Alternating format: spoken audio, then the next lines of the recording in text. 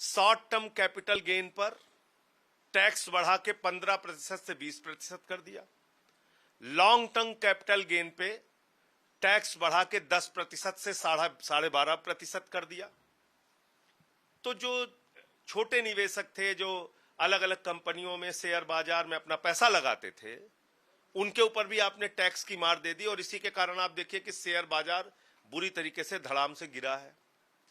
तो इस बजट से घोर निराशा इस देश के करोड़ों लोगों को हुई है, जो महंगाई से, जो निजात पाना चाहते थे, जो एमएसपी दोगुना पाना चाहते थे, जो अग्निवीर जैसी योजना से छुटकारा पाना चाहते थे, और एक बड़ा वर्ग कर्मचारियों का जो ये उम्मीद कर रहा था कि पुरानी पेंशन आप बहाल करेंगे, उस पर कुछ नहीं बोला आपने, चुपचाप रहे।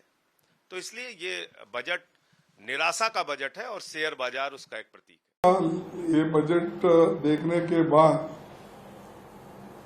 ऐसा लगा कि उन्होंने दो मित्रों को खुश करने को छोड़ के दूसरे किसी को भी 140 करोड़ जनता को उन्होंने अलग रखा और दो मित्रों को उन्होंने साथ लेकर कुर्सी बचाने का काम किया है। तो कुल मिलाकर ये बजट किसके लिए है अब बाद में मालूम होगा, क्योंकि एक तो हमने बोला कि दो लोगों के खुशी के लिए ज्यादा है और वो उनकी हमेशा क्या है, प्रॉमिसेस तो बहुत है उनके, लेकिन काम कुछ नहीं होता। एक आप ऐसा, एक तो इनके 10 साल के बजट में हमको बताइए कि जैसा मनरेगा जैसा प्रोग्राम हमने किया, फूड सिक्योरिटी का हमने प्रोग्राम किया, हेल्थ मिशन का काम हमने किया और राइट टू एजुकेशन का काम हमने किया। ये 10 साल में सारे जनता के लिए, बच्चों के लिए मिड डे मील स्कीम, ऐसी सारी चीजें हमने 10 साल में करके सारे जनता को समान दृष्टि से हमने किया। आप ऐसा बताओ, आप किसको लास्ट टाइम इन्होंने करोड़ों मकान बनाने का आश्वासन दिया, आवास बना, उसमें अभी भी 50% भी नहीं हुआ और आगे अब बनाने का आश्वासन तो दिए हैं, तो जब छत मिलेगा तभी लोग याद करेंगे उनको। अब फिलहाल तो वो शायद मैं तो समझूंगा कि वो जो भाषण करते हैं, और मोदी जी पहले की गारंटी तो कुछ नहीं दिए, तो अब इसमें अपनी गारंटी की बात नहीं की है उन्होंने इलेक्शन में। नहीं, आपने अनाउंसमेंट देखा क्या? अब सड़क बनाने को भी अनाउंसमेंट में लेने लगे आप लोग भी। सड़क, नाली, नलिया, नलका, ये एलोकेशन नेचुरल होते हैं, रूटीन एलोकेशन होते हैं।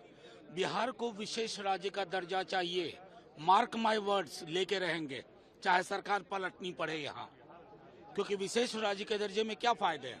आपको टैक्स हॉलीडेज मिलता, कॉर्पोरेट, एक्साइज, कस्टम, 90% ग्रांट का लोड ये सेंट्रल गवर्नमेंट बेयर करती है, पैसा लैप्स नहीं होता है। ये सारी चीजें पर्याय नहीं हो सकती है ना। आप रूटीन चीजें कर रहे हो, बता रहे हो कि बड़ा बहुत। आंध्र और बिहार का नाम लेने से बिहार की हकीकत नहीं बदलेगी। हमारे जदयू के साथी, मुझे अफसोस है, विशेष राज्य के दर्जे पे तेजस्वी जी के साथ नीतीश जी कितने वेग से खड़े थे, आज आप एकदम सिटपिटा गए। ये उचित नहीं है। विशेष राज्य और विशेष पैकेज के बीच में या नहीं, दोनों चाहिए। और रूटीन एलोकेशन, भगवान के लिए आप लोग कम से कम रूटीन एलोकेशन को सौगात मत बताइए। अलायंस पार्टनर तो बड़े खुश हैं, कह रहे हैं स्पेशल पैकेज मिल गया। उनकी खुशी, उसकी स्पेशल पैकेज अगर वो बोल रहे हैं मिल गया, मैं चाहूंगा वो साथ सार्वजनिक रूप से बैठे और इसको समझें। सड़क का एलोकेशन विशेष पैकेज नहीं होता है। अगर इतनी समझ नहीं है ना, सार्वजनिक जीवन छोड़ दें। सर लेकिन उनका ये कहना है कि जो लालू जी का जब शासनकाल था, जब कांग्रेस की यहाँ पर सरकार थी और कांग्रेस की सरकार लालू जी के सहयोग से चल रही थी, उस समय में ये भी पैकेज नहीं मिलता था। नहीं, ये किसने कहा और आपने मान लिया?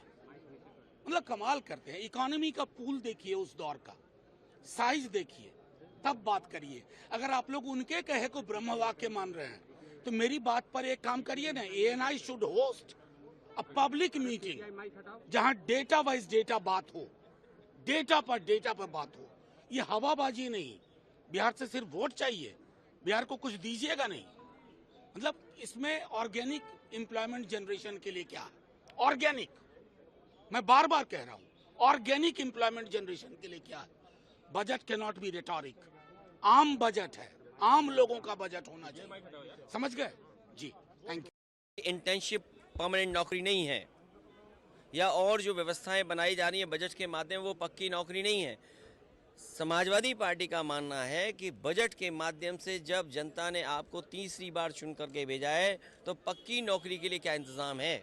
और कहने को कह रहे हैं कि हम जो एडिबल ऑयल है, चाहे वो मस्टर्ड, सेस्मिक, आपका सोयाबीन, आपका ग्राउंडनट, सवाल ये नहीं है। सवाल ये है कि बाज़ार को आपने 10 साल किसकी मदद की जिससे बाज़ार में वो खाने पीने का रिफाइंड तेल भर गया जो बाज़ार में आज पक्की तरीके से खड़ा है। तो आप किसान को क्या MSP देंगे? क्या हॉर्टिकल्चर क्रॉप्स के लिए आपके पास कोई MSP देने का इंतज़ाम है? किसान तो MSP मांगना चाहता है, आप MSP देना नहीं चाहते हैं। हॉर्टिकल्चर जो क्रॉप्स हैं, क्या उसके लिए MSP की आपके पास तैयारी है? अगर हॉर्टिकल्चर क्रॉप्स के लिए आपको MSP की तैयारी नहीं है और आप फसल की तैयारी नहीं कर रहे हैं, आप एग्रीकल्चर इंफ्रास्ट्रक्चर के लिए आपने पिछली बार भी कहा था कि 1 लाख करोड़ रुपए हम दे रहे हैं। अगर मंडियां नहीं बनाएंगे, ये सरकार बताए कि यूपी में अगर एक भी मंडी बनाई हो तो जब मंडी नहीं होगी किस स्थान पर किसान ले जाए अपनी फसल की कीमत पाएगा?